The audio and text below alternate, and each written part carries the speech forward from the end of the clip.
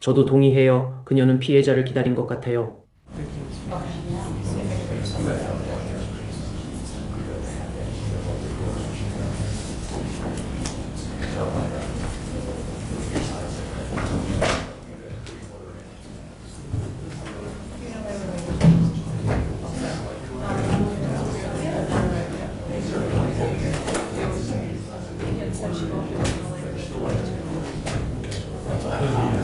그게 우리가 기다리고 있는 거예요. 아니면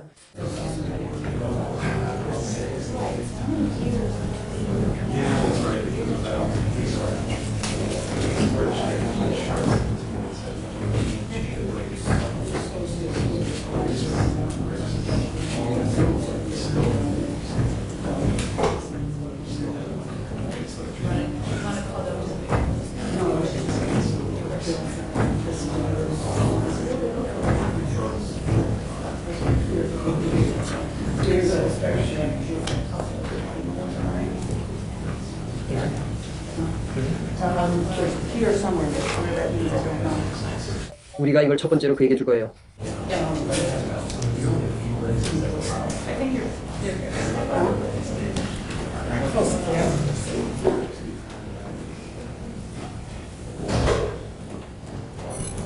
자마리 로혼 외에 다른 미성년자가 있다면 아마 당신 얼굴 사진은 아닐 거예요.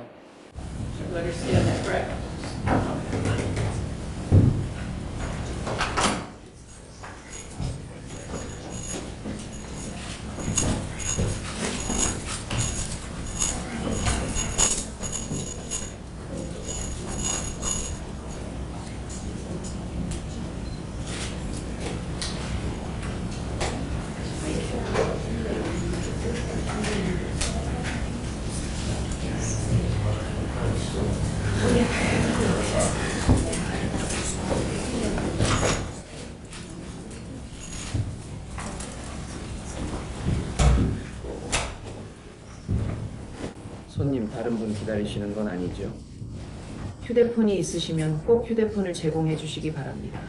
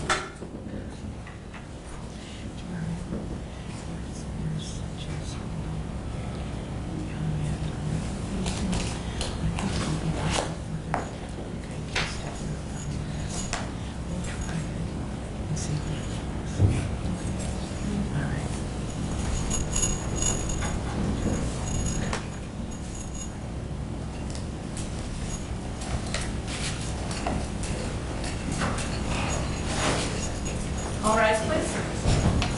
Circuit Court is now. We'll call down Bill presiding. 자리 앉아주시기 바랍니다. 안녕하십니까 판사님. 오늘 이 자리에 있습니다. 자마리온 로혼 사건에 관하여 오늘 법정에는 자마리온과 함께 그의 어머니 아니타 로혼, 변호사 찰스 부칼루, 후견인 에드 라이트 M, 주디스 레스코비치, 검사 비키 사이델이 참석해 있습니다. 또한 오늘 이 사건의 피해자 부모인 제러드와 다니엘 버커키 그리고 그의 형제인 캐머런 버커키도 참석해 있습니다. 감사합니다. 정말 감사합니다, 코리 씨. 지금 이 시간과 장소는 이 사건의 처분 및 선고를 위한 자리입니다. 제 생각에는 그랬던 것 같습니다.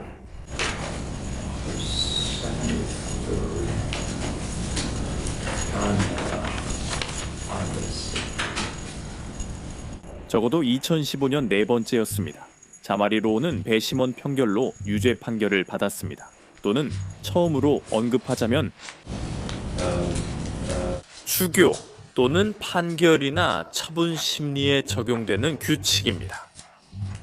이와 같은 지정된 사건에서는 즉 소년이 성인으로서 판사가 되도록 지정된 사건을 의미합니다. 자마리오는 이 사건에서 미션 법원 규칙 3955A에 따라 판결받았습니다. 해당 법원 규칙엔 여러 요소가 있습니다. 구체적으로 6가지 요소를 법원이 고려하여 이 사건에서 적절한 처분이나 형벌이 무엇일지 결정하게 됩니다. 각 요소를 하나하나 읽는 것은 생략하겠습니다. 왜냐하면 우리가 이 요소들에 대해 자세히 이야기할 것이고 모든 내용이 법원 규칙에 명시되어 있기 때문입니다. 법에 따르면 법원은 처분이나 형벌을 결정할 때 6가지 요소를 모두 고려해야 합니다. 하지만 법원은 2가지 요소, 즉 첫째로 범죄의 중대성, 둘째로 소년의 전과에 더 큰 비중을 두어야 합니다. 법원 규칙에 따르면 검사 측이 우세한 증거로 입증하지 않는 한 소년 처분이 내려져야 한다는 추정이 있습니다. 즉 6가지 기준에 따라 소년을 성인으로 처벌하는 것이 공공의 이익에 더 부합할 가능성이 높다는 것을 의미합니다. 저는 양측 모두에게 브리핑을 받았습니다. 이제 각 측이 해당 요소 적용 가능성에 대해 주장할 기회를 드리겠습니다. 결정은 제가 하겠습니다. 법원을 대표해 당신부터 시작하세요. 감사합니다, 판사님. 이 문제에 대한 저희 입장은 법원에서 성인형을 선고해 주시길 요청드리지만 그 집행은 당연히 연기해 주시길 바랍니다. 즉 DO입니다. 이 사건에서는 혼합형을 요청드립니다. 이 사건에서 소년부 처분만으로는 법원이 고려해야 할 기준에 부합하지 않는다고 생각합니다. 그리고 두 번째로 그렇게 되면 피고인이 이 사건에서 갱생될 수 있는지 여부를 판단하는 동안 앞으로 몇 년 동안 법원이 사용할 수 있는 여러 가지 선택지를 제한하게 됩니다. 그래서 이것이 저희의 기본적인 입장입니다. 존경하는 재판장님, 저희 입장 이유를 간단히 말씀드리겠습니다. 법원이 가장 먼저 고려해야 할 것은 범죄의 중대성입니다. 이 사건보다 더 심각한 일은 없다고 생각합니다, 재판장님. 또한 가중 요소도 고려하셔야 합니다. 5빌에 따르면 칼 사용 절단 행위가 가중 요소에 해당합니다. 그래서 그 점이 있습니다. 판사님, 오비사도 있습니다. 오비는 범죄 변수, offense variables입니다. 명확히 하기 위해 여기서 말하는 영향은 피해자나 피해자 가족에게 미치는 심리적 영향인가요? 그리고 분명히 우리는 이에 대한 증언도 있었습니다. 이 사건에서 형제가 이 일로 인해 분명히 영향을 받았고 물론 부모님도 마찬가지였습니다. 그래서 저희는 그 요소가 성인형에 완전히 유리하게 작용한다고 말씀드리고 싶습니다. 아니면 이번 경우에는 혼합형도 고려해 주시길 바랍니다, 판사님. 둘째, 이 일이 계획적으로 진행됐다는 점입니다. 저희는 계획된 일이라고 봅니다. 증언에 따르면 그는 1년 동안 누군가를 죽일 계획을 세웠고 실제로 그렇게 했습니다. 그는 칼을 들고 공원으로 가다 아이를 만나 칼을 숨기고 셔츠를 벗었습니다. 이 모든 요소는 그가 사전에 계획적으로 범행했음을 보여주며 우리는 OB10 항목에 따라 이를 제출하려 합니다. 그는 취약한 피해자를 선택했고 어린아이를 선택했으며 또 그 아이를 선택했고 그 아이가 가장 취약한 순간에 그 일을 저질렀습니다. 방금 뒤로 내려와서 마치 등을 피고인 쪽으로 향하게 하고 웅크린 자세였을 때 그 아이가 칼에 찔렸습니다. 존노 요인 세 번째로 저는 그 부분과 관련해서 말씀드리자면 그는 아무런 판결을 받은 적이 없습니다. 그는 경찰과 접촉이 적었습니다. 하지만 그는 다른 범죄도 저질렀습니다. 몇몇 증언에 따르면 최소 2-3번 방화를 했던 것으로 알려져 있습니다. 그들이 소매 사기 범죄를 저질렀다는 걸 압니다. 우리는 그가 가끔 쥐를 학대했다는 것도 알고 있으며 이는 동물 학대의 증거입니다. 그리고 그는 부모님의 서명을 문서에 위조하기도 했습니다. 그래서 저는 이것도 제출하겠습니다. 이건 역시 그 치명적인 결정에 영향을 미칩니다. 또 다른 요소는 상담입니다. 그가 상담을 어떻게 받았는지도 중요하죠. 안타깝게도 그는 상담을 받지 못했습니다. 그래서 이 요소는 아마도 반대 방향으로 작용할 것 같습니다. 판사님, 이와 관련해서 가장 중요한 것은 5번째와 6번째 요소입니다. 그것은 소년법 체계에서의 처벌의 적절성과 다른 선택지들에 관한 것입니다. 판사님, 솔직히 오늘 이 자리에서 확실히 아는 것은 없습니다. 만약 우리가 기다린다면요? 그는 13살이고 8년 후 21번째 생일이 됩니다. 그게 충분할까요? 잘 모르겠어요. 지금은 아무도 알 수 없고 충분하지 않을 수도 있어요. 그는 12살에 살인했어요. 그가 진정 갱생하려면 많은 노력이 필요해요. 그래서 저희 입장에서는 소년법 시스템만으로는 그에게 어떤 추가적인 압박이 가해지지 않는 한 이 문제를 해결하기에 충분하지 않아요. 그리고 언젠가는 감옥에 가지 않고 풀려날 수도 있다고 말하는 거예요. 하지만 그 선택지는 만약 앞으로 그의 행동이 분명히 교정될 수 없는 것으로 드러날 경우를 대비해서 반드시 있어야 해요. 판사님, 저희는 여러 요소들이 이를 뒷받침한다고 봅니다. 앞서 말씀드린 것처럼 판사님께서 소년법 적용을 선택하신다면요. 그는 21세의 사회로 나올 수 있으며 사건과 이후 상황에 따라 결정될 것입니다. 그건 좋은 생각이 아닙니다. 그렇게 되면 피고인으로부터 사회를 보호할 수 없습니다. 그래서 성인으로 기소하는 것에 반대하고 이를 미루는 것은 분명히 앞으로 선택지를 남겨둡니다. 이 사건에서요. 그래서 그게 그들의 요청입니다. 판사님, 판결 선고 후 추가로 말씀드릴까요? 그 질문에 대해 저에게 다른 질문이 없으시다면 아시다시피 미스 슬라이더. 이 사건의 원고들은 법령에 따라 법원에 가석방 없는 종신형을 선고해달라는 청원을 제출했습니다.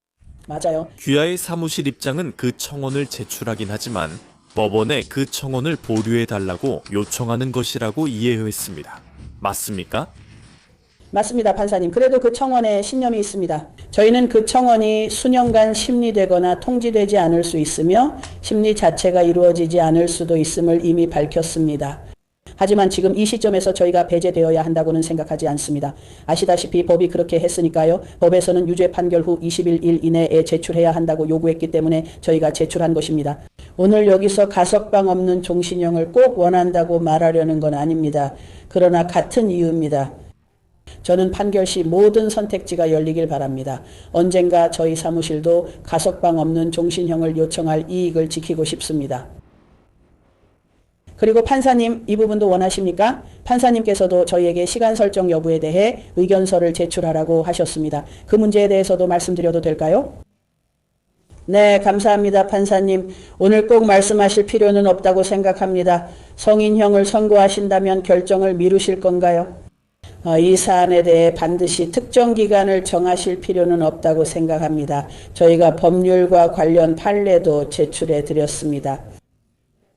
네, 그렇지 않습니다. 할 수 있습니다. 하지만 저에게 전달된 내용에 따르면 분명히 당신이 그 상황을 고려하고 있다는 것을 나타냅니다. 나중에 누군가에게 형을 선고해야 한다면 판결을 내릴 때 여러 가지 요소를 고려할 수 있습니다, 판사님. 사실 이 사건에서 흥미로운 점은 항소법원이 최근에 명확하게 언급한 것처럼 가석방 없는 종신형을 받을지 여부는 배심원단이 결정해야 할 문제입니다. 실제로 그래서 지금 이 자리에서 제가 생각하기에 세 가지 주요 선택지가 있습니다. 아니, 네 가지일 수도 있지만 세 가지 선택지입니다. 이 사건에서 무엇을 할 수 있는지에 관한 것입니다. 그래서 저는 결정을 내릴 때 꼭 기간을 정할 필요는 없다고 생각합니다. 같은 이유로 말씀드린 대로 그렇지 않으면 모든 선택지에서 제외될 수 있습니다. 분명히 이 경우에는 그냥 소년부로 처리할 수도 있고 그러면 어떤 경우든 적어도 21번째 생일 이전이나 21번째 생일에 석방될 것입니다. 제가 명령문에서 제시한 제 질문은 사실 법률 해석의 문제입니다. 알겠습니다. 그리고 그건 법령 때문인데 저는 CIL 712만 8181 하위 조항을 보고 있습니다. 법원은 이 하위 조항에 따라 징역형 선고를 일정 기간 내에서 지연시킬 수 있습니다. 그리고 제 질문은 입법부가 징역형 선고라는 용어를 사용할 때 그것이 반드시 최소와 최대가 정해진 구체적인 형을 의미하는지 여부입니다. 아니면 그것이 단순히 일반적으로 법원이 나중에 징역형을 선고하는 경우를 의미하는 것인지요. 제가 당신이 제출한 자료를 읽어보니 인용한 미공개 판결 중 일부가 암묵적으로 괜찮다고 시사하는 것 같습니다. 동의하시죠? 이 문제를 다루는 방법은 없는 것 같습니다. 직접적으로 해당되는 것은 없습니다. 저희도 분명히 이 문제를 조사해 보려고 노력했습니다. 그리고 저희는 다른 표현들에 의존하고 있습니다. 여기엔 형 선고의 집행을 연기한다고만 있고 그 형의 집행을 연기한다는 표현은 없습니다. 또 나중에도 법원이 형 선고의 집행을 연기할 경우라고만 나옵니다. 정확한 문구를 판사님께 전달하겠습니다. 거기에는 그 형의 선고를 연기할 경우와 나중에 형을 선고할 경우에 대해 언급하며 그때는 최대 형량을 초과할 수 없다고 되어 있습니다. 그 당시에 최대 형량입니다. 그들이 그렇게 말하는지는 모르겠지만 제게는 그게 원래 선고할 수 있었던 최대 형량까지 선고할 수 있는 기회가 있다는 의미로 들려요. 그게 바로 나머지 법령의 명확한 의미이기 때문입니다. 여기에도 그렇게 나와 있죠. 의무적 최소형과 최소 최대형이 있어서 상황이 더 복잡합니다. 이런 경우는 저도 처음인 것 같아요. 최소 최대형입니다. 이 맥락에 맞는 말이에요. 그러니까 여러 면에서 앞으로 선고될 수 있는 형량에 대해 법원이 정확히 어떤 형을 내릴지 제약을 받을 수 있다는 점에 동의하시는 거죠. 왜냐하면 성인 보호 관찰을 위한 선고 전 보고서는 양형 기준을 적용하지 않았기 때문입니다. 그가 제안한 바에 따르면 적용 가능한 모든 범죄 변수들을 거의 다 적용하더라도 아마도 법정 최소형인 25년을 넘지 않을 것이라는 것이었습니다. 맞습니까? 맞나요? 그들은 법률을 따랐던 것 같아요. 저도 인용했지만 법에 따른 거예요. 18세 미만인 사람 이 범죄를 저질렀을 때 1급 살인죄로 판결을 내리는 경우에 해당돼요. 네, 법에는 25, 40년 사이 60년 초과 불가라고 나와 있어요. 저는 이것이 교훈이라고 생각해요. 아니요, 네, 죄송해요. 네, 그래서 60년까지라는 거예요. 그리고 그게 바로 그 법령의 내용이에요. 그리고 물론 여기에는 법정의회가 있지만 미국 대법원의 밀러 사건에서도 마찬가지예요. 18세 미만에게 자동으로 가석방 없는 종신형을 선고할 수 없으며 선고하려면 언젠가 심리가 필요하다고 했어요.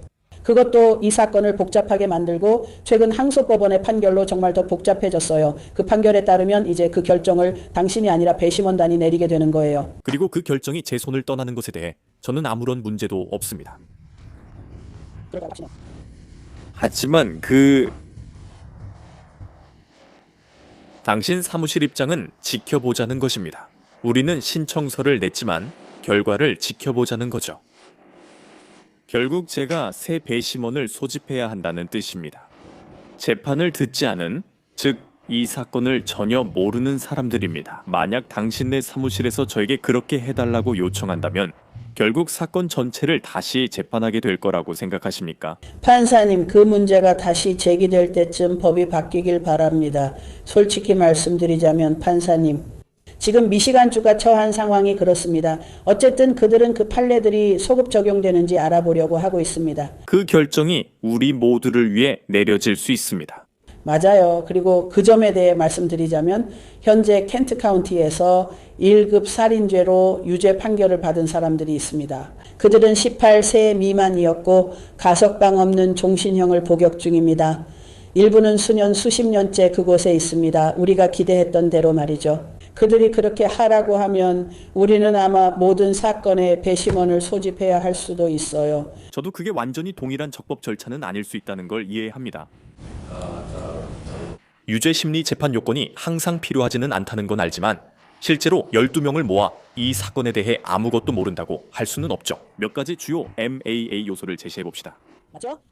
좋아요. 충분히 공정하네요. 다시 한번 모두에게 존중을 표합니다. 법원이 궁금해하실 수 있는 질문이 있다면 기꺼이 답변드리겠습니다. 감사합니다. 낭독하겠습니다. 미스터 코팔로, 두 번째 부분부터 시작합시다. 먼저 제가 당신의 메모랜덤을 제대로 이해했다면 당신도 검찰 측의 견해에 동의하십니까? 그렇습니까? 집행유예 판결은 실제로 오늘 법원이 구체적인 징역형을 선고할 필요가 없고 누군가 법원에 실형 선고를 요청할 때까지 기다릴 수 있다는 의미입니까? 맞습니까? 법원이 결정하면 그렇게 할 수 있다는 말씀이신가요? 네, 맞습니다. 제가 법률을 읽어보니 구항에 이렇게 나와 있습니다. 법원이 부과할 수 있었던 모든 처벌을 부과할 수 있도록 허용한다는 것은 그 안에 재량권이 있다는 것을 전제로 합니다. 저는 그렇게 이해합니다. 아니었다면 부과할 수 있었던이라는 표현을 안 썼을 거라 생각합니다. 그렇지 않았다면 그냥 부과한다고 했을 겁니다. 그 동의는 선고 심리에서 이루어진 것이었습니다. 적어도 저는 그렇게 해석했고 그게 그들의 의도라고 생각합니다. 당신은 유죄 종속 대립 유전자 법령에 대해 이야기하고 있군요. 아니요, 저는 형량 법령 구항에 대해 말하는 겁니다. 구체적으로는 712A 18I 구항입니다. 이 항에 대해 말씀하시는 건가요? 네네, 죄송합니다. 왜냐하면 저는 M에 대해 이야기하고 있기 때문입니다. 왜냐하면 미니까요. 혼합형 판결에 대해 구체적으로 다루는 법령은 법원이 혼합형 판결을 채택할 경우 적용됩니다. 저는 정말로 에마의 문구에 집중하고 있습니다.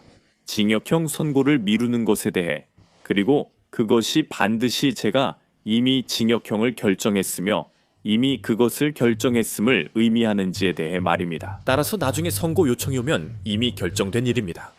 반면 검찰은 판사님, 왜 기다리지 않으십니까? 라고 주장합니다.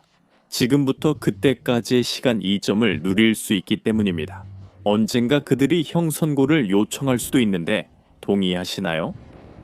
네, 동의합니다. 주된 이유는 법령에 블렌디드 센텐스라는 용어가 없기 때문이라고 생각합니다. 그것은 형 선고 연기를 언급하며 우리는 이를 형 선고 연기라고 불렀습니다. 우리는 그것을 블렌디드 센텐스라고 불렀는데 그렇게 부르는 것이 더 이해하기 쉬워 보였기 때문입니다. 우리끼리 쓰는 약칭인 셈이죠. 요즘은 미계획상 I와 실제로 다르지 않다는 점입니다.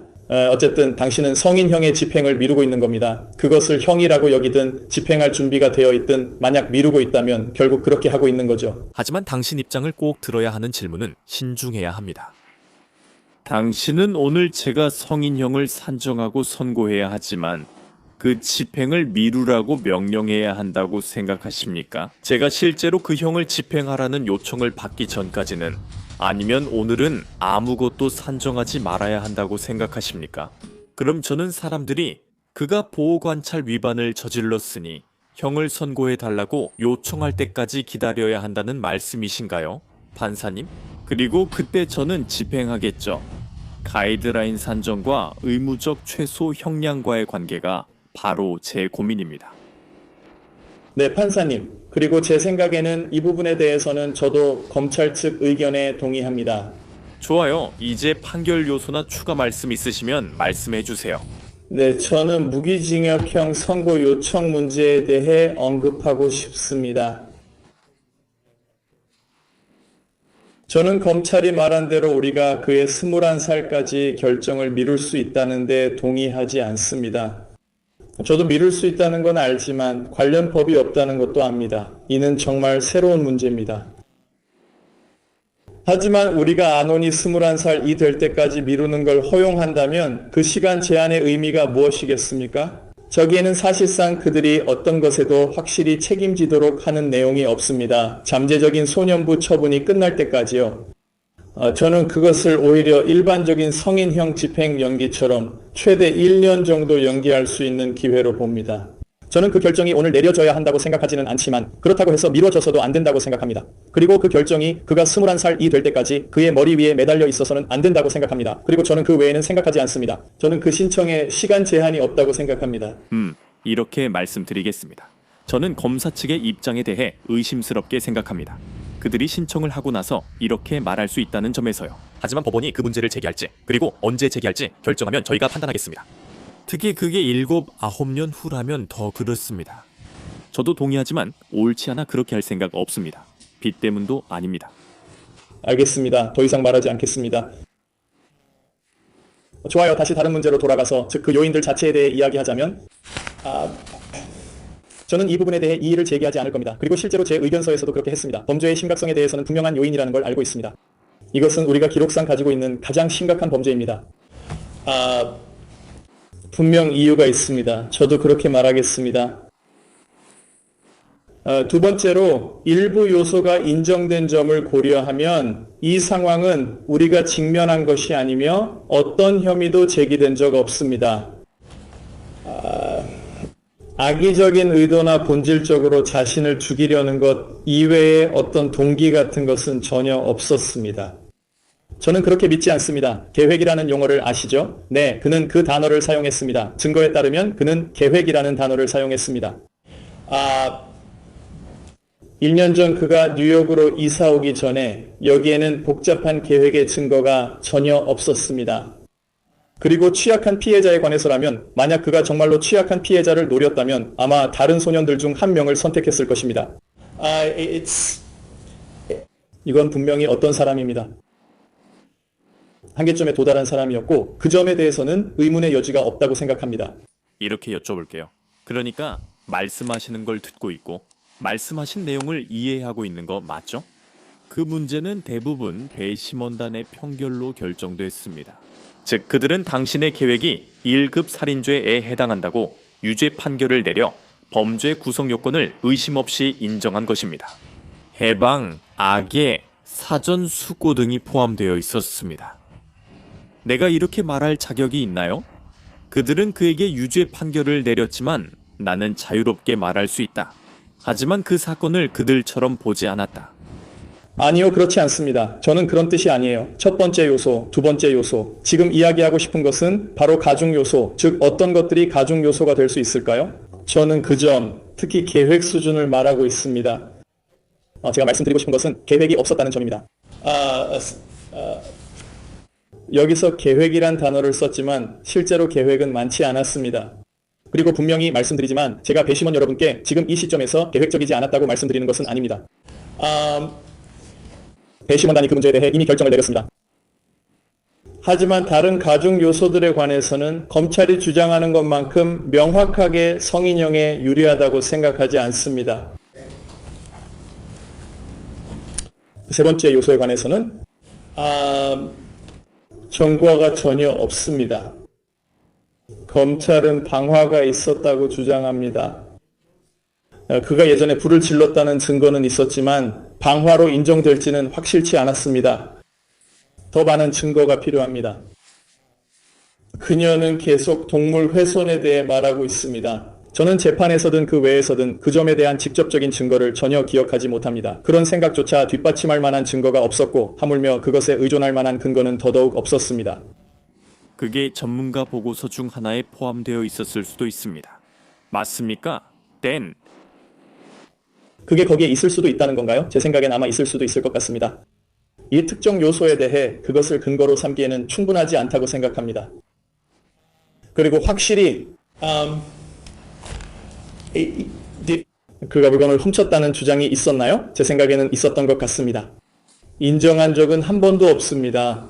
하지만 중요한 점은 이전 기록과 관련해서 이 요소가 불리하게 작용할 만한 심각한 문제가 없다고 생각합니다. 이 사건 전에는 그가 청소년 범죄로 공식 판결받은 적이 없다는 데 이견이 없는 것 같습니다.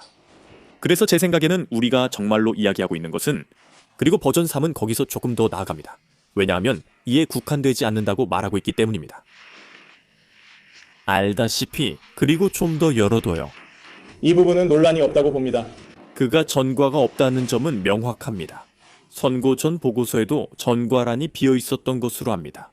그 부분은 0이었던 것 같습니다. 맞죠? 네 번째 요소는 분명히 소년부 처분에 유리하다고 생각합니다.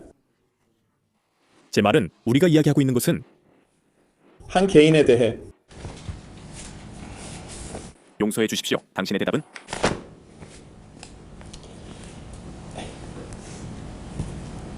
그 도움을 받으려고 여러 번 시도했던 사람이었습니다. 상담을 받으려는 시도도 여러 번 있었습니다.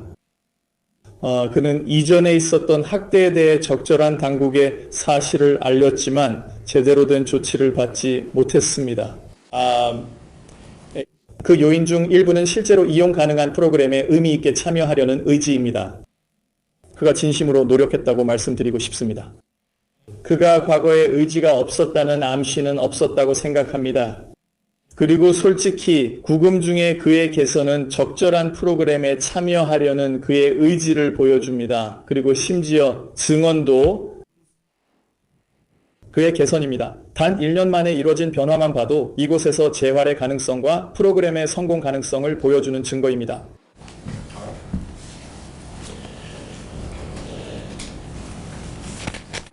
그리고 마찬가지로 다섯 번째 요소에서도 많은 부분이 동일하게 적용되며 저는 그 이상으로 깊게 들어가지는 않겠습니다. 알겠습니다.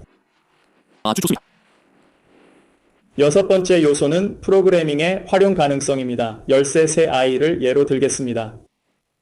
소년 시스템의 프로그램 이용 가능성은 성인 시스템의 재활 프로그램보다 훨씬 뛰어납니다. 미스터 로혼. 그리고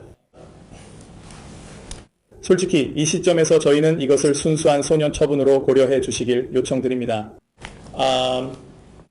저는 그 요인들 대부분이 비록 그중 하나는 그렇지 않지만 반대하지 않는다고 생각합니다. 그건 범죄의 중대성이고 그 부분은 처음에 말씀하셨듯이 더 진지하게 받아들여야 하는 부분입니다. 하지만 모든 요인을 고려하면 이 경우 순수한 소년 처분이 지지됩니다. 특히 피고인의 나이를 고려해보면 그는 앞으로도 계속 관여하게 될 것입니다. 이 시스템에 최대 9년까지 관여할 수도 있습니다. 스코티시 씨, 브리핑에 참여하지 않으셨지만 원하시면 나중에 이 문제에 대해 말씀하실 기회를 드리겠습니다. 제가 법정에 말씀드리겠습니다. 감사합니다, 판사님. 알겠습니다. 좋습니다. 이제 법원이 법에 따라 그 요소들을 검토하겠습니다. 첫째, 범죄의 중대성입니다. 1급 살인은 이 나라에서 저지를 수 있는 가장 심각한 범죄입니다. 만약 이것이 성인에 대한 유죄 판결이었다면 형량은 가석방 없는 종신형이 의무적이었을 것입니다. 이 사건에서 범죄의 중대성은 여러 요소들 중에서 매우 큰 비중을 차지합니다. 또한 양형 지침의 가중 요소에는 계획적 범행 등 여러 항목이 포함되며 계획적 범행은 50점이 부여됩니다. 피해자 칼에 찔리면 25점 범인칼 소지시 5점 추가됩니다. 피해자 사망으로 100점이 추가되며 취약한 피해자였을 경우 추가 점수가 부여될 수 있습니다. 그리고 이 살인이 유가족에게 끼친 영향과 관련해서 저는 재판에서 증언을 들었고 이 일로 가족이 완전히 무너졌다는 것이 분명합니다. 저는 아직 완전히 결정한 것은 아니지만 잠시 후에 피해자들이 직접 이야기할 수도 있다고 생각하며 그들에게 발언 기회를 드릴 예정입니다. 제가 미리 단정할 순 없지만 이 일이 그들에게 어떤 영향을 미쳤는지 충분히 설명하겠습니다. 피고인이 범죄를 저지른 데 대한 책임도 여러 요소를 종합적으로 고려할 때 피고인에게 매우 불리하게 작용하는 것으로 보입니다. 배심원단은 여기서 그가 의도적으로, 신중하게, 그리고 사전에 계획적으로 행동했다고 판단했습니다. 그리고 증거에 따르면 자마리아는 네트워크 180 평가자에게 자신이 1년 동안 이런 종류의 살인 자살 계획을 세우고 있었다고 분명히 밝혔습니다. 저는 그것을 의심하지 않습니다. 그렇다고 해서 그가 1년 내내 이 일에 집착했다는 뜻은 아니지만 분명히 이 일에 대해 생각해왔다는 것은 믿습니다. 그리고 우리는 평결 후 몇 가지 신청서를 제출했고 저는 몇 주 전에 결정했습니다. 우리는 신청서들에서 다양한 주제를 논의했으며 법원의 과실치사 지시 여부도 포함됐습니다. 그러나 저는 여기서는 적절하지 않다고 판단했습니다. 그리고 그 이유 중 일부는 그 증언을 바탕으로 이 사건에 어느 정도의 사전 계획과 숙고가 없었다고 법원이 결론 내리기 어렵다고 판단했기 때문입니다. 그래서 이것도 피고인에게 불리하다고 봅니다. 전체적으로 세 번째 요소가 가장 유리하다고 생각합니다. 그리고 그는 소년 재판이나 성인 전과가 전혀 없습니다.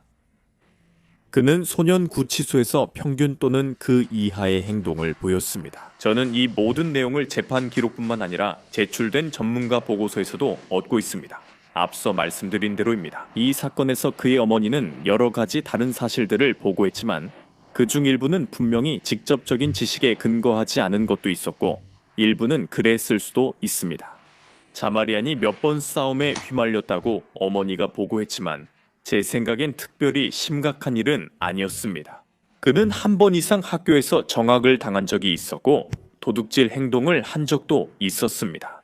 또한 자세한 내용은 부족하지만 그가 집에서 불을 질렀거나 어린 시절에 동물을 학대한 적이 있을 수도 있다는 증거도 일부 있었습니다. 하지만 보호관찰관도 적어도 과거에는 현재 보호관찰관은 아닐 수도 있지만 그런 점을 언급한 적이 있습니다. 자마리아는 2014년 8월 이 사건이 발생한 이후 그리고 구금된 이후로 성장과 성숙함을 보여주었습니다. 지금으로서는 프로그램 이력과 관련해서 상당한 기간입니다. 사건 전에는 구금 중 상담을 받지 않았지만 이후 상담에 참여해 도움을 받았습니다. 최근 보고에 따르면 그는 1급 살인죄로 유죄 판결 후 상담에서 물러났다고 합니다. 오늘 절차가 끝나고 그의 미래가 명확해지면 그가 상담에 다시 참여할 것이라 낙관합니다. 그는 소년원에 있는 동안 자해나 자살에 대한 생각을 밝혔고 실제로 몇 가지 행동을 취하기도 했습니다. 증거에 따르면 일정 기간 동안 이러한 에피소드 중 일부는 진짜였고 일부는 그렇지 않았을 수도 있지만 분명히 이 청년에게 상담은 매우 중요합니다. 소년원 시스템에서 제공되는 권장 처벌과 프로그램. 모스키토 리버 유스홈 위탁합니다. 몇 년 동안 모스키토 리버 유스홈에서는 청소년 살인 사건에 전념하는 세션이 있습니다. 저는 이 일을 하는 판사로서 그 특정 기관과 그 특정 범주에 속한 유죄 판결을 받은 청소년 살인범과 관련된 또 다른 사건을 맡고 있습니다. 말하자면 그 시설에 모스키토 리버 청소년 보호소는 잠금식 보안 시설로 피고인이 가할 수 있는 어떤 위협으로부터도 지역사회의 안전을 보호할 것입니다. 그곳의 프로그램은 매우 집중적이며 학교 교육과 다양한 형태의 상담이 포함되어 있습니다. 그곳에는 규칙을 잘 지키면 특권을 얻고 지키지 않으면 특권을 잃게 되는 단계별 시스템이 있습니다. 그런 의미에서 저는 그것이 성인교도소와 유사하다고 말할 수 있지만 범죄자의 나이 등 여러 이유로 분명히 완전히 같은 것은 아닙니다. 법원은 모스키토 리버 유스홈이 자마리안에게 적절한 처벌과 성장, 성숙의 기회를 제공할 것이라고 봅니다. 그가 자신의 행동을 통해 저지른 피해를 더 깊이 이해하고 잘못된 행동을 바로잡을 수 있는 도구를 제공하기 위함입니다. 법원이 선택 가능한 처분 옵션은 3가지입니다. 첫째, 지역사회 보호관찰, 소년원 송치 또는 이 둘을 모두 포함할 수 있는 순수 소년 처분 선고입니다.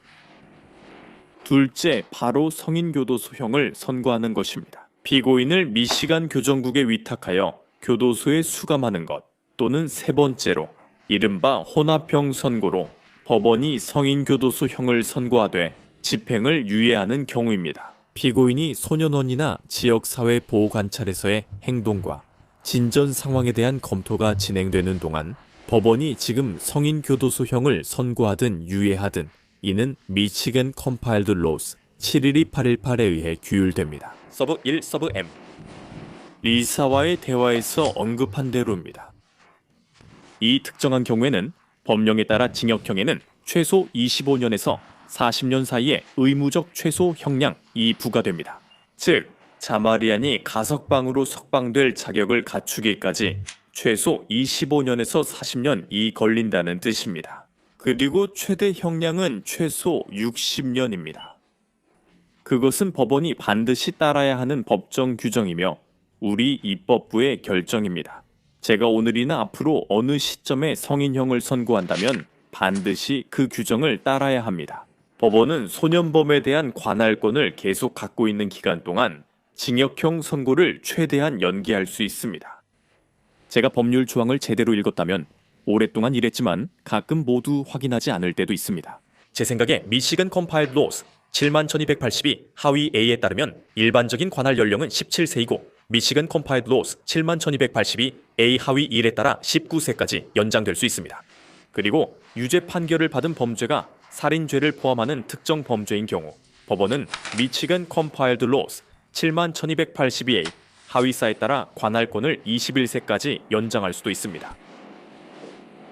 연기된 선고 옵션에 따라 법원은 판결 선고를 연기하고 소년을 보호관찰에 두는 처분 명령을 내릴 수 있습니다. 적절한 조건에서 처분 관련 법령에 따라 가능한 모든 처분을 포함하여 이러한 처분 옵션에는 적합한 소년기관에 위탁하는 것도 포함됩니다.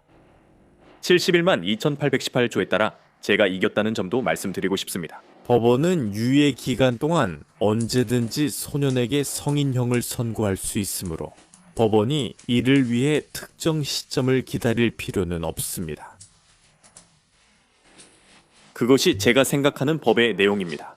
그리고 지금 제가 하고 싶은 것은 이 자리에 계신 피해자분들께 법정에서 발언할 기회를 드리는 것입니다. 저는 그분들이 원하는 방식과 장소에서 하실 수 있게 하겠습니다. 아직도 조금 들립니다.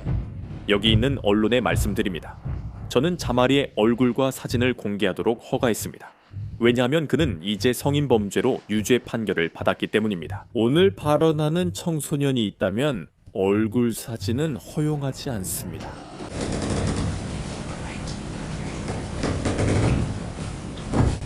안녕하세요.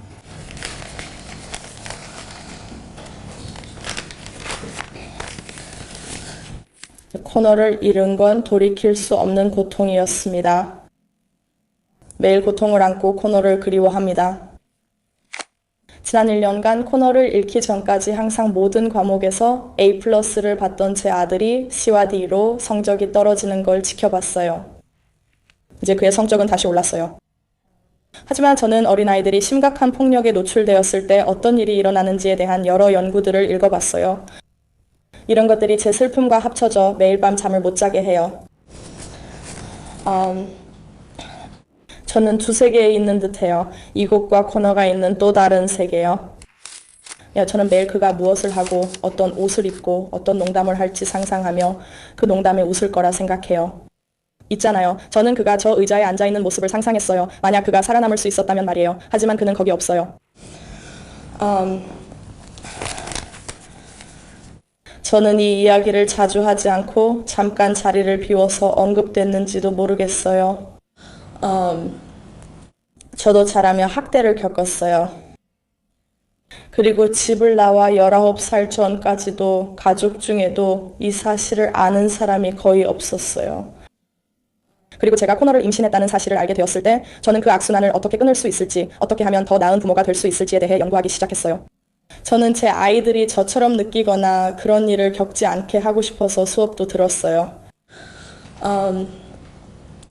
그래서 그가 집안 사정 때문에 더 가벼운 형을 받거나 아니면 덜 오랜 시간을 보내야 한다는 생각은 정말 아파요.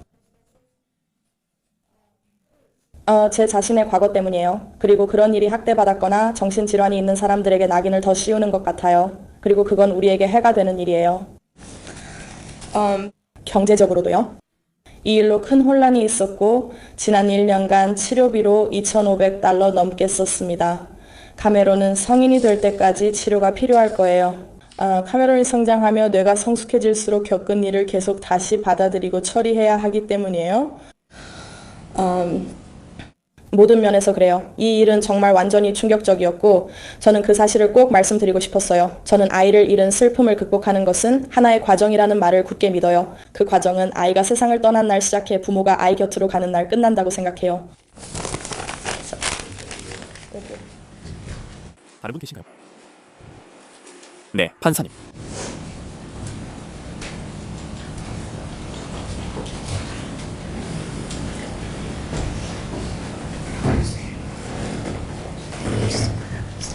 서류 주세요. 알겠습니다. 그리고 사랑해요. 드라이브 할 때 당신을 본 게 기억나요. 하고 싶은 말이 있나요? 이 일이 제 삶에 영향을 준 방식은 친구를 사귀는 게 힘들어졌다는 거예요. 그리고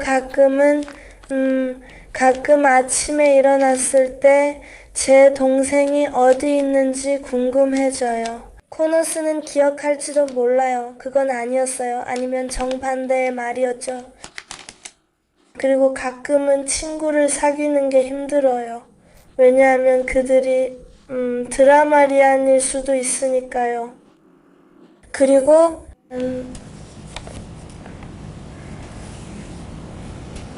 차가 아니면 그가 예전처럼 했던 것처럼 얼마나 웃겼는지.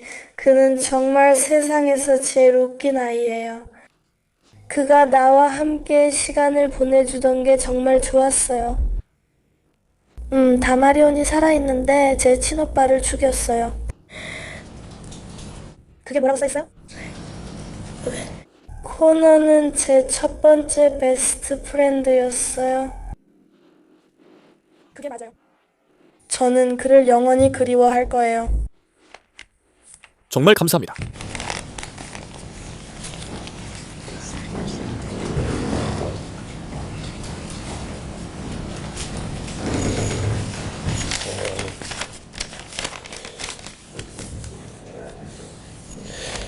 아들의 죽음은 우리에게 말로 다 할 수 없는 큰 충격이었습니다.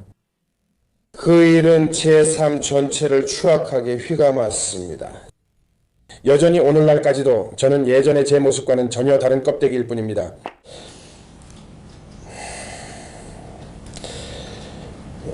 저는 예전과 다른 껍데기입니다. 2014년 8월 3일이 가족이 함께한 마지막 날이었습니다. 그날은 7번째 결혼기념일이라 가족과 수영여행을 갔습니다. 이후 매일 8월 4일의 기억을 되새깁니다. 죽어가는 아들을 품에 안은 순간을 표현할 말이 없고 형제들이 그의 죽음을 지켜보는 트라우마도 헤아릴 수 없습니다. 이것들이 제 아들의 마지막 기억입니다. 이 장면들이 제 머릿속에서 반복되며 공포 영화조차도 비교적 온순하게 느껴질 정도입니다. 이 말을 하는 이유는 동정을 구하려는 게 아니라 이것이 우리에게 어떤 영향을 줬는지 설명하려는 것입니다. 저는 아들을 사랑합니다. 잠들든 깨어있든 항상 그를 그리워하고 그에게 일어난 일로 괴로워합니다.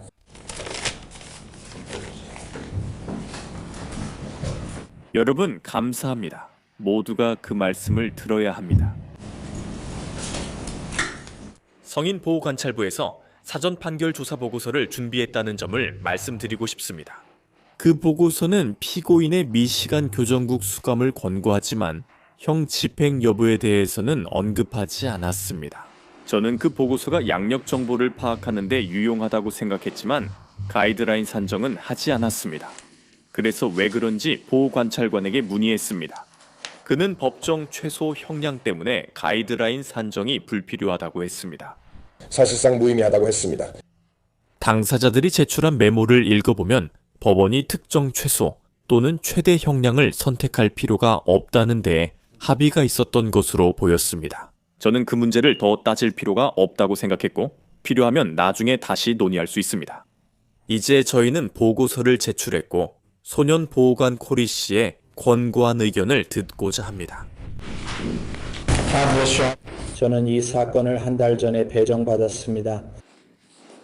그리고 진술서에서 설명하신 것처럼 제 권고는 머스키토 강 청소년 보호소입니다. 저는 머스키건 강 유스홈 연락했습니다. 자마리온에 대한 정보를 그들에게 전달했고 10월 22일에 심리학자와 프로그램 책임자가 구금 중인 자마리온을 면담했습니다. 그들은 명령이 있으면 머스키건 강 유스홈에서 자마리온을 받기로 했습니다. 판사님께서 지적하셨듯이 UM은 장기 청소년 치료를 전문으로 하며 자마리온의 삶에서 있었던 이전 문제들 그리고 이번 비극적인 범죄를 포함한 문제들을 해결하는 데 필요한 치료를 제공할 수 있습니다. 자마리온은 머스키건 강 유스홈에 머무는 동안 사례 관리자, 상담사, 심리학자가 배정됩니다. 심리학자는 자마리온과 매주 집중적으로 상담을 진행할 것이며 이 법원의 심리보고서도 제출할 예정입니다. 저도 장기 프로그램에 참여 중인 청소년이 있다는 점을 말씀드리고 싶습니다. 매우 긍정적인 프로그램입니다.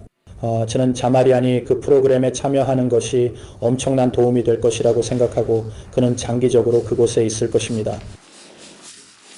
이 범죄의 심각성 때문에 그가 안전한 환경에 있어야 한다는 것은 분명하며 그것이 제 권고 사항입니다, 선생님. 그래서 제 권고는 그가 계속 법원의 보호하에 있고 적합한 기관인 머스키건 리버 유스 홈에 배치되며 그 배치가 이루어질 때까지 계속 구금 상태에 있어야 한다는 것입니다. 그가 상담에 참여하고 학교에 정기적으로 출석하며 심리 검사도 받을 예정입니다. 약물 검사도 받게 됩니다. 그리고 사과 편지도 권고합니다, 판사님. 이건 법원이 바로 기대할 수 있는 일이 아닙니다. 치료 과정과 함께 지속적으로 진행될 일입니다. 그리고 이걸 작성하는데 몇 년이 걸릴 수도 있습니다. 언제가 적절한지는 상담사가 결정하게 됩니다. 맞습니다, 판사님, 맞습니다. 6개월 후에 공식적인 검토 심리를 권고합니다. 저는 혼합형 선고를 제안합니다. 이 시점에서 자마리안에게 부모는 법원 서비스 비용을 분담하고 자마리안은 범죄 피해자 권리 평가와 주 최소 비용을 지불하라고 권고합니다. 존경하는 재판장님, 아직 아무것도 받지 못했습니다. 배상금과 관련해서는요. 저는 피해자 어머니께서 그 문제를 언급하신 걸 들었고 앞으로 배상 가능성도 있다고 생각합니다. 그래서 이 문제는 계속 열어두는 것이 좋다고 권합니다. 감사합니다. 저는 변호인과 자마리언의 수입에 대해 법정에서 마지막 발언 기회를 드리겠습니다. 먼저 당신부터 시작하겠습니다. 감사합니다, 판사님. 잠시 말씀드릴 부분에 대한 권고사항과 관련해서 저는 임시처분이 공정하게 이루어지길 바라고 있습니다. 그리고 이 경우에는 우리는 이것을 형벌이라고 부르죠. 이 경우에는 저는 당연히 권고사항에 동의합니다. 현재 머스키건 유스리버 홈에는 켄트 카운티 출신 청소년들이 있습니다. 저는 항상 그런 심사청문회에 참석하며 그 프로그램은 좋다고 생각합니다. 피고인을 이 기관에 배치하는 것도 좋은 결정이라 생각합니다, 판사님. 다만 한 가지 말씀드리겠습니다. 그리고 분명히 부모님들이 겪으셨을 고통에 대해 제가 더 이상 무슨 말을 할 수 있겠습니까? 하지만 다시 한번 말씀드리자면 오늘의 권고에 동의하긴 하지만 그것이 완전히 저도 동의하지만 그분이 성인으로서 처벌을 유예해야 한다는 데도 동의합니다. 즉 바로 소년범으로 처리하지 않는다는 점입니다. 왜냐하면 솔직히 말씀드리자면 제가 이 법정에 서 있는 지금 8년이라는 기간은 맥시스 법정에서 내릴 수 있는 최대 형량이기 때문입니다. 소년범 판결 시 맥시스 법정이 구금할 수 있습니다. 솔직히 1급 살인죄의 8년형은 부족합니다. 그렇게 말씀드렸지만 이건 제 개인적인 의견이라는 점을 말씀드릴게요. 그래도 이건 1급 살인입니다. 코너는 집에 돌아오지 못해요. 그는 21살에 풀릴 수도 있어요. 저는 이런 방식이 사회를 보호하지 못한다고 생각해요. 다시 말씀드리지만 이런 이유로 우리는 필요합니다. 제 생각에는 소년법 시스템이 제대로 처벌하지 못할 수도 있습니다. 그를 8, 9년 시설에 가둬도 처벌이 충분하지 않거나 갱생되지 않을 수 있어요. 모두가 마땅히 받아야 하며 저는 검사로서 사회에 가장 이로운 것이 무엇인지 고민해야 합니다. 그들이 1급 살인 후 8년 만에 풀려날 수 있다는 메시지를 주면 안 된다고 알아야 합니다. 정말로 법정에 당신이 완전히 갱생되었다는 것을 보여주지 않는 한, 즉 당신의 어머니가 이런 일을 할 수 있다는 것을 증명하지 않는 한 말이에요. 그래서 저는 법원에 부탁드리는 겁니다. 앞으로를 위해 그 선택지를 미리 배제하지 말아주세요. 왜냐하면 8년이라는 시간은 정말로 충분하지 않을 수도 있으니까요. 감사합니다. 감사합니다. 미스 사일런트와 판사님.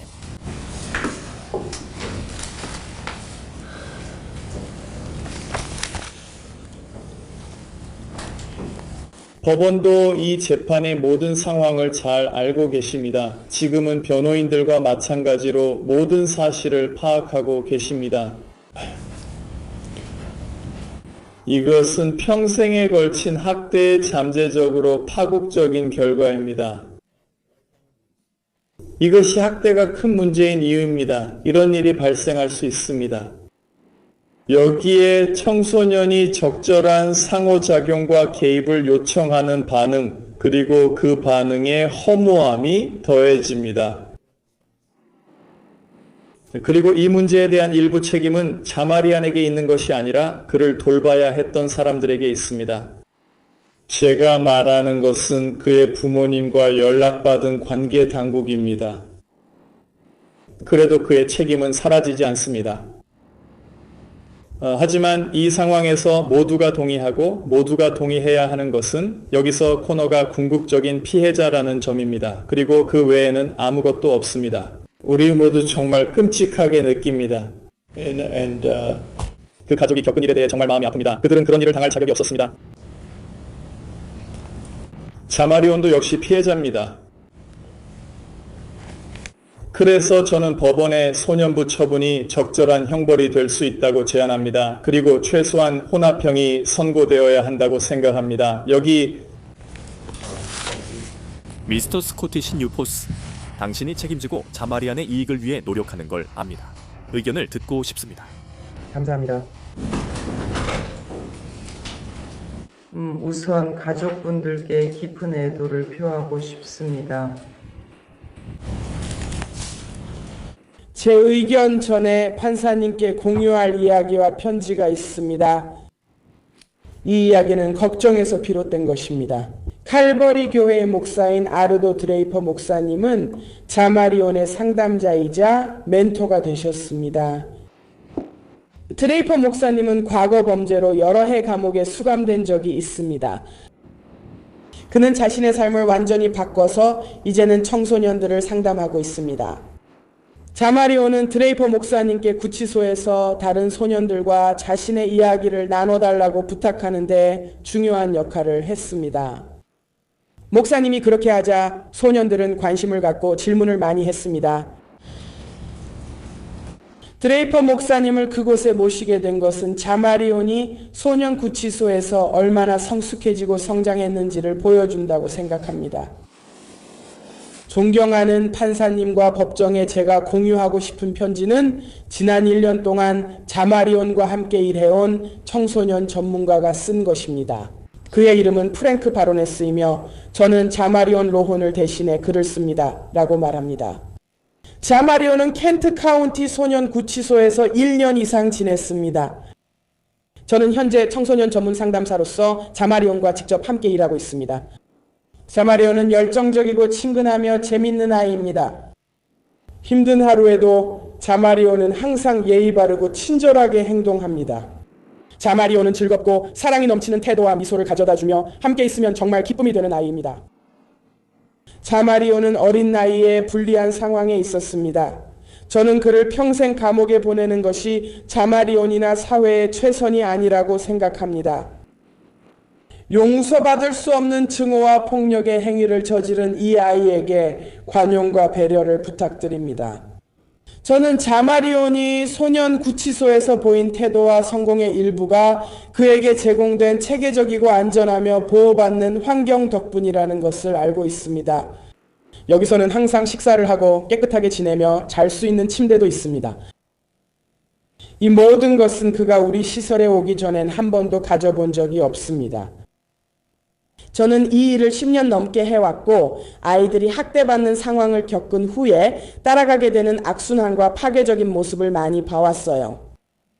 반면에 저는 자마리안이 자신의 범죄를 진심으로 후회하고 인정하며 이미 더 나은 사람이 되기 위해 변화하고 있다고 봅니다. 이 아이가 정상적으로 다시 시작할 수 있게 두 번째 기회를 부탁드립니다. 그는 다른 아이의 생명을 앗아간 것을 평생 후회하며 살아야 함을 압니다. 하지만 저는 그가 자신을 그런 상황에 몰아넣은 가난과 파괴의 사회를 극복할 수 있고 반드시 극복할 것이라고 믿습니다. 저는 그가 사회의 위협이 아니라고 생각합니다.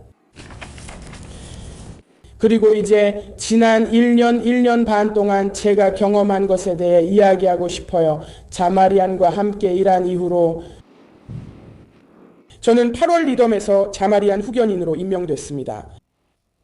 저는 법정에 저의 인상과 왜 소년형이 자마리안에게 가장 이롭다고 생각하는지 말씀드리고 싶습니다. 제가 처음 자마리안을 만났을 때 슬픔과 절망에 가득 찬 아이였습니다.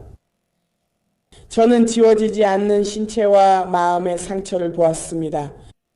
그의 신체적, 정서적 상처 모두 이 사건을 겪으면서 오랜 세월 동안 학대를 받아온 결과였습니다. 저는 슬프고 희망 없던 아이가 이제 감정을 드러내며 희망을 갖게 된 변화를 보았습니다.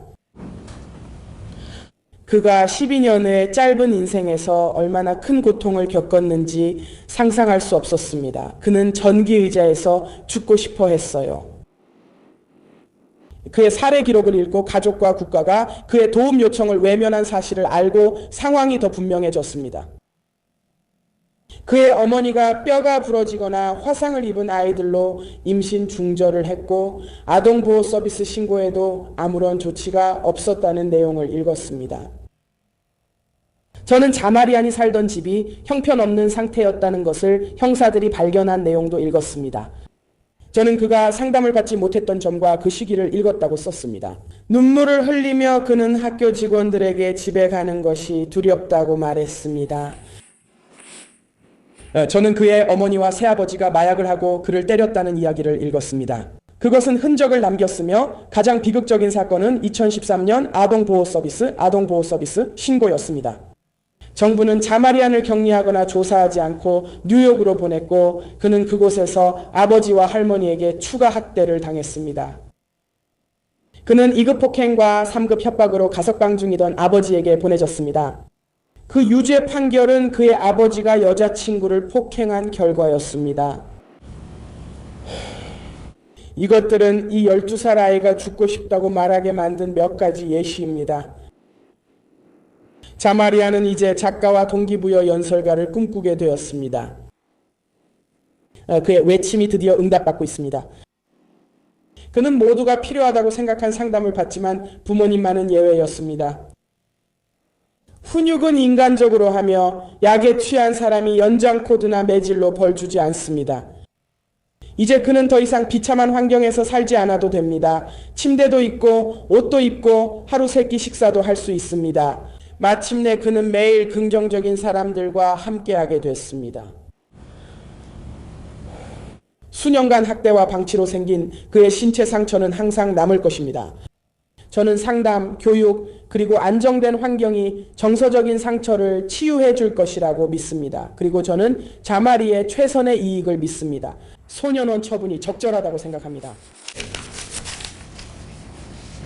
자마리안, 오늘 네가 하고 싶은 말을 얼마든지 혹은 조금만 해도 괜찮으니 기회를 주고 싶어.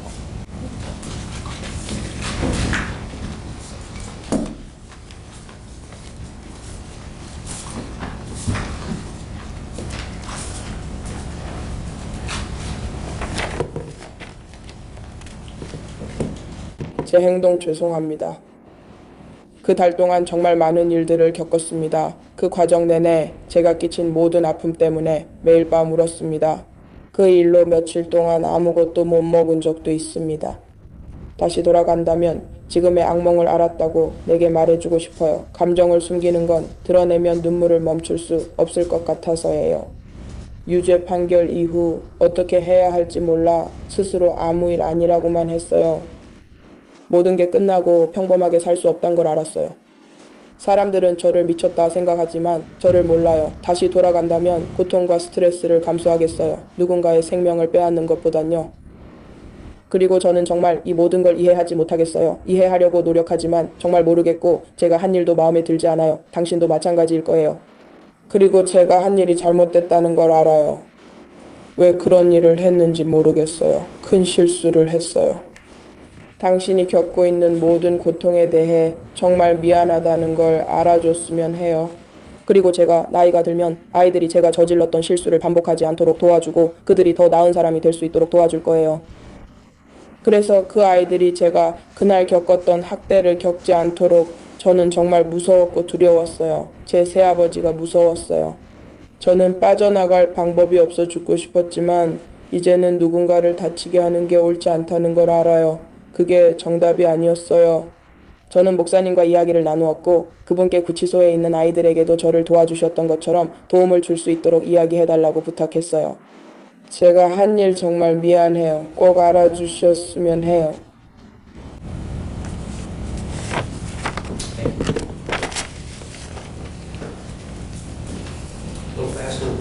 저는 당신 감정을 받아들였고 당신도 그러길 바랐어요. 법원은 이미 검토한 요소를 고려했습니다. 법에서 요구하는 대로 법원은 또한 이 사건의 다른 상황들도 염두에 두고 있습니다. 저는 또한 로온 방임 사건을 담당한 판사이기도 하며 자마리온이 속한 가족에 대해 폭넓은 지식을 가지고 있습니다. 그는 오랫동안 반김과 신체적 학대가 있던 가정에서 자랐습니다. 그의 어머니는 몇 년 전 신체적 학대로 두 자녀의 양육권을 잃었습니다. 아동보호서비스는 2005년 8월과 9월, 그리고 최근에는 2013년 5월과 6월에도 이 가족과 관련되어 있었습니다. 2013년 미스 로혼과 오랜 파트너 버나드 헤롤드는 자마리안의 신체적 학대가 사실임을 확인했습니다. 그는 연장 코드에 심하게 맞아 다리에 영구 흉터가 남았습니다. 그는 뉴욕에 있는 아버지 집으로 옮겨졌다가 알코올 중독인 친할머니에게 맞은 후 다시 그랜드 래피즈로 돌아왔습니다. 또한 미스터 헤럴드의 어머니에게도 맞았습니다. 그리고 저는 법원이 미스 로혼이나 미스터 헤럴드가 2013년 이후 자마리안에게 신체적 처벌을 가한 적이 없다는 재판 증언에 전적으로 설득되지 않았다는 점을 말씀드려둬야겠습니다. 어떤 아이도 자마리안처럼 반김과 신체적 학대를 당해서는 안 됩니다. 법원은 힘든 성장 과정이 살인에 대한 법적 변호도 아니고 폭력적인 행동에 대한 변명도 아니라는 점을 이해하고 있습니다. 하지만 자마리안은 살인 당시 12살이었습니다. 그리고 그가 누군가를 죽여서 체포되고 사형당하려는 계획을 세운 것이 그의 인생 경행검과 아무런 관련이 없다고 결론짓는 것은 순진한 생각일 것입니다. 미국 연방대법원 밀러 대 엘라베마 사건은 대법원이 최근에 판결한 사건 중 하나입니다.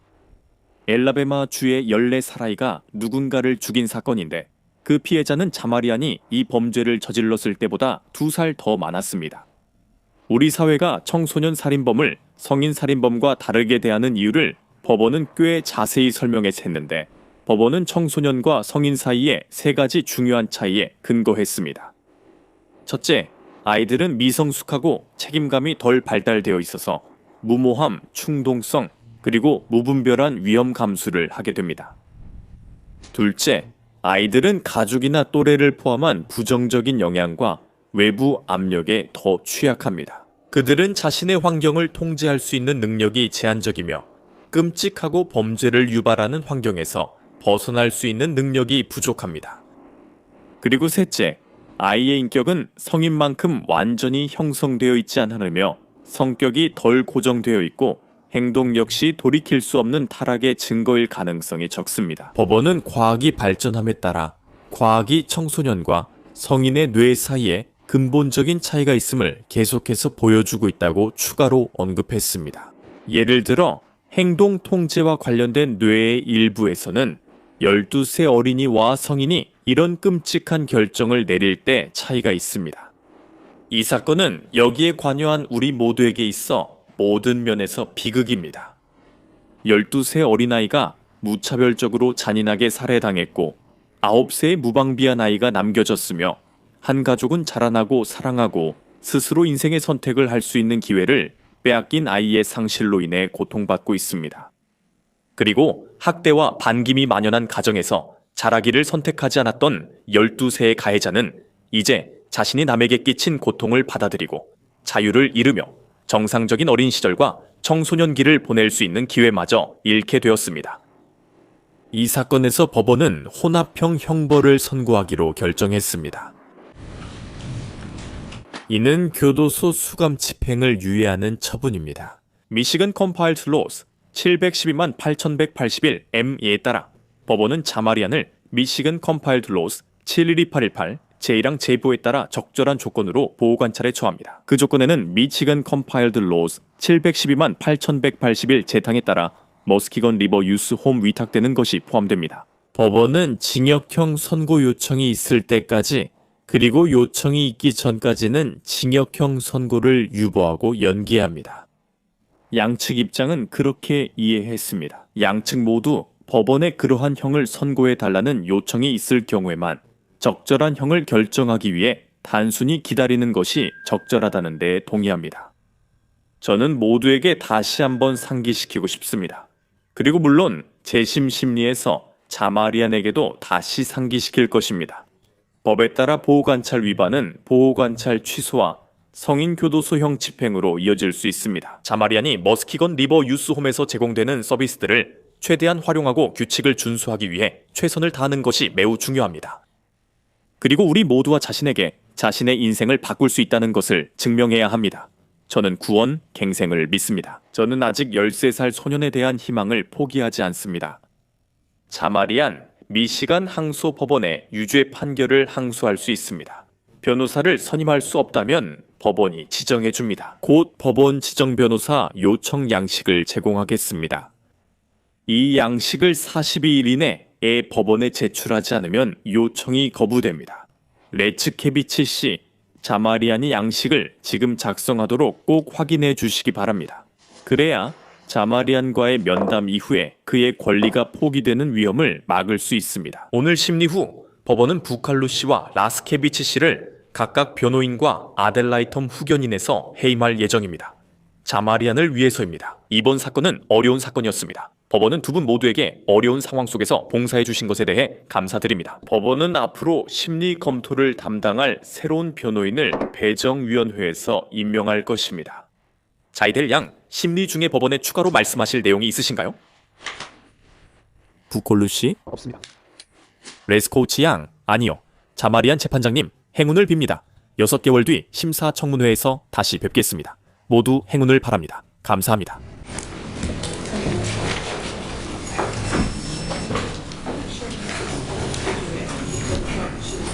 지금 무엇을 요청하셨나요? 코위치 씨? 아, 죄송해요. 하지만 저는 그냥 기분 좋은 제안을 몇 가지 드리려고 해요. 저는 도시 분위기에 휩쓸려 글 쓰고 싶지 않아요.